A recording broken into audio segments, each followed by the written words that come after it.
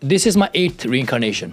So I've been reborn 8 times consecutively as a human being. Dalai Lama, have you ever met him? I met him a few times. How is he as a person, just to understand? As you see on TV, amazing.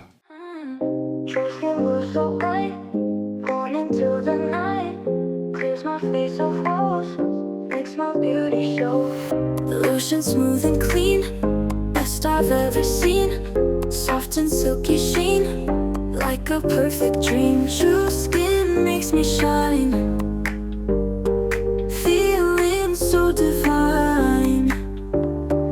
Beauty I can find in the skin of mine.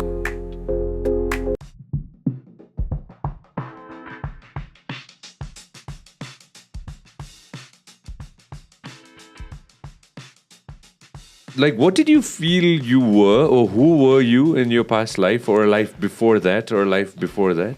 So the basic idea behind Rinpoche Rinpoche is a title. Yeah. It basically means the precious one, Anmol. Yeah. Right? You can call your dog a Rinpoche. Tulku is a reincarnation. Tulku is a reincarnation. That's a technical term. Technical term. Yes, that's a technical term. So I'm a Tulku by definition. Yes. So this is my 8th reincarnation. So I've been reborn 8 times consecutively as a human being, as a guru. Thank you. Constantly as a guru, right? Yeah, consecutively, you know.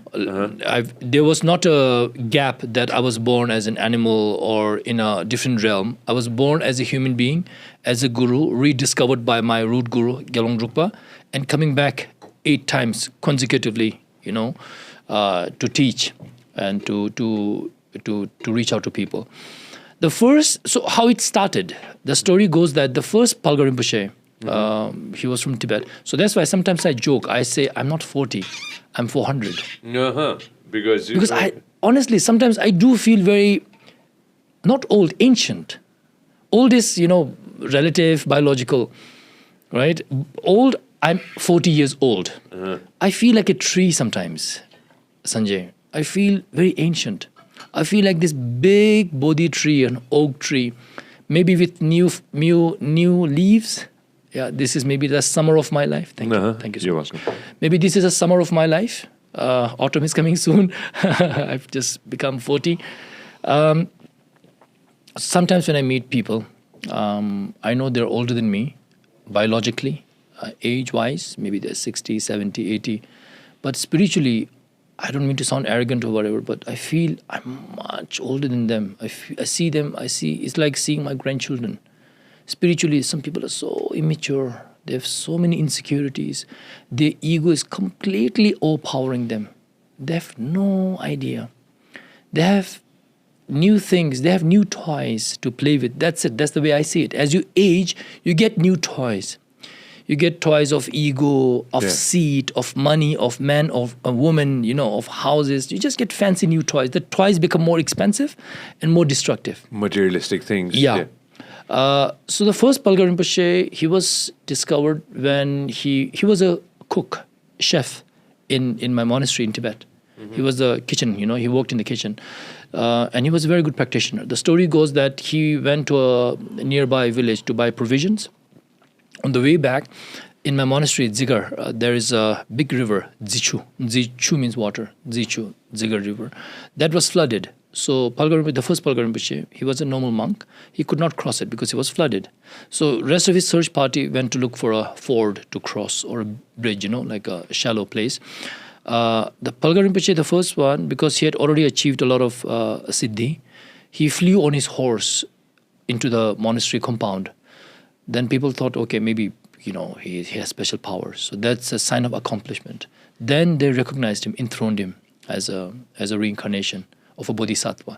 So the lineage of Palga Rinpoche is considered to be the reincarnation of Vajrapani, the Buddha of power. So maybe that's why I'm drawn to. You're drawn towards a little bit of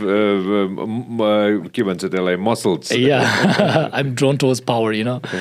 So that's how it happened. So after he passed away, then my guru, His Holiness Gyalwang Drukpa, recognized me, found me once more.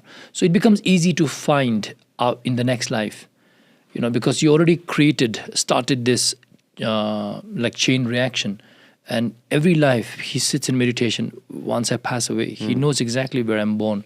That's my Guru, His Holiness, giving his personal vest. He sent his vest to me as a blessing, so I was overjoyed. He loves me like a son, and sometimes we meet. I met him a while ago, a few months ago, and he gave me this out of his own hand, amber mala. Why the yellow? What's the... He just random. He just took it out. He's like, put it, it's for you. And then he gave me this locket that I wear. It's an artist's impression of him. Yeah, it doesn't look exactly like him. It's an artist's impression. He's like, oh, this is me, just put around your neck and I will always be with you. So I have this great love to my Guru. I would just want to touch base on this, and we talked about it earlier as well. His Holiness Dalai Lama, have you ever met him? I met him a few times. How is he as a person, just to understand? As you see on TV, amazing. Amazing. He's the reincarnation of Avalokiteshvara. He is a complete Bodhisattva, a complete Buddha, whatever you want to call it.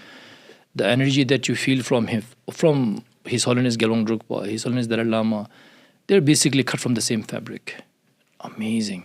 Different characteristics, but amazing. And the way they behave, the way they teach, slightly different, but the essence is the same.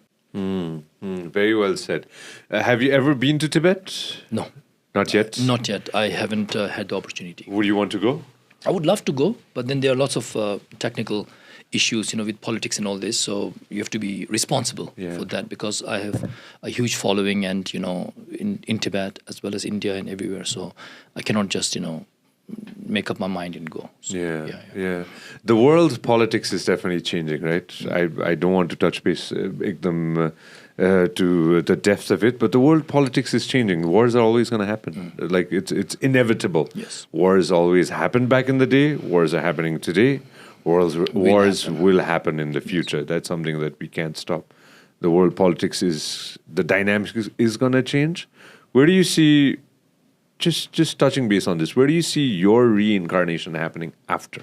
I have no idea.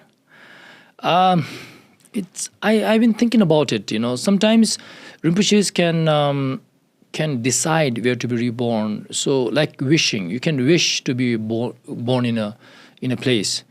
I think I have that luxury because of my proximity to my Guru. I think I can afford to wish for that. I can have that arrogance, confidence to wish for that. I don't know. I mean, I thought about it. I think I would love to be born wherever my Guru lives nearby, and I would love to be born among the nuns who are in Druk Amitabha mountain. My Guru, he initiates nuns.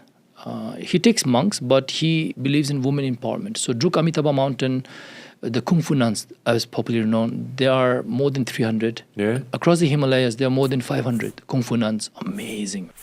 तपाईले हाम्रो clip एकदमै enjoy गर्नुभयो होला. अब पुरै video हेर्नको लागि चाहिँ युट्युबमा सब्स्क्राइब गर्न नबिर्सिनु होला. व्यास मिडिया नेटवर्क.